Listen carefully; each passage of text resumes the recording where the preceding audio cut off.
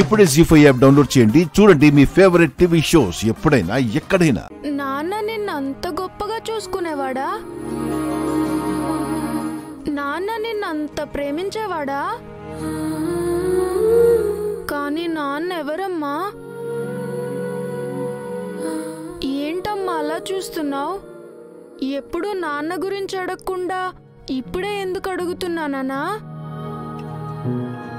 నిన్న fathers day ఫంక్షన్లో అందరూ వాళ్ళ నాన్నలతో వచ్చారమ్మా. నేను తప్ప అందరు పిల్లలు వాళ్ళ నాన్నలతో ఎంత సంతోషంగా ఉన్నారో తెలుసా? ఎంత సరదాగా గడుపుతున్నారో తెలుసా? వాళ్ళందరినీ చూస్తూ ఉంటే వాళ్ళ మీద నాకు జెలస్ వచ్చింది. నా మీద నాకు జాలి పుట్టింది.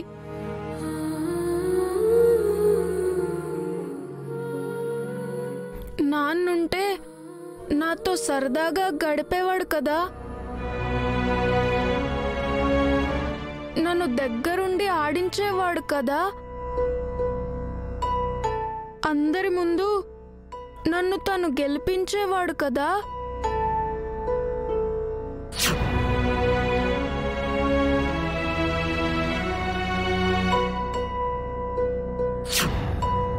నిన్న నీతో ఆడింది, అందరి ముందు నిన్ను గెలిపించింది మరెవరో కాదు చిన్ను, నీ తండ్రి.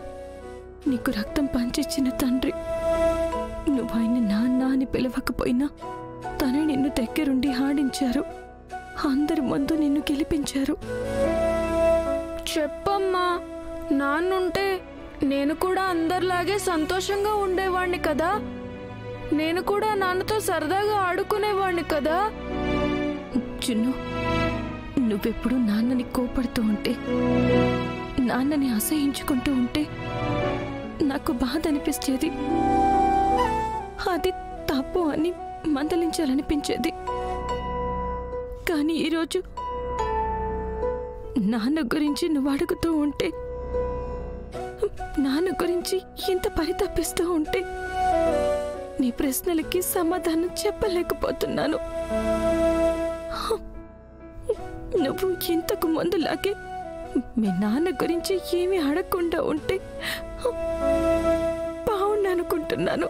ఏమ్మా, నాన్న గురించి నేను అడగకూడదా? నాన్న గురించి నేను తెలుసుకోకూడదా? ఆయన్ని నాకెప్పుడు చూపించవా?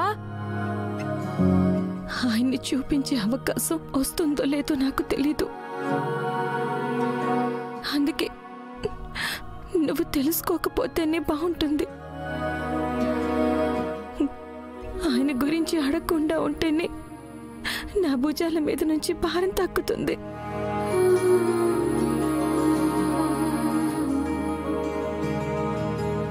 అసలు నాకు ఇలాంటి కళ ఎందుకు వచ్చింది?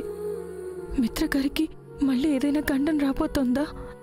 మళ్ళీ ఏదైనా ప్రమాదం ఆయన్ని ముంచెత్తబోతోందా? ఈ కళ మిత్రగారికి రాబోయే ఆపద గురించి సంకేతం ఇవ్వబోతోందా? ఈ సందేహాలన్నిటికీ సమాధానాలు దొరకాలంటే వెంటనే దీక్షితులు గారిని కలవాలి. ఆయనే దీనికి సమాధానం చెప్పగలుగుతారు. జీ5 యాప్ డౌన్లోడ్ చేసి అన్ని ఎపిసోడ్స్ పూర్తి ఉచితంగా చూడండి.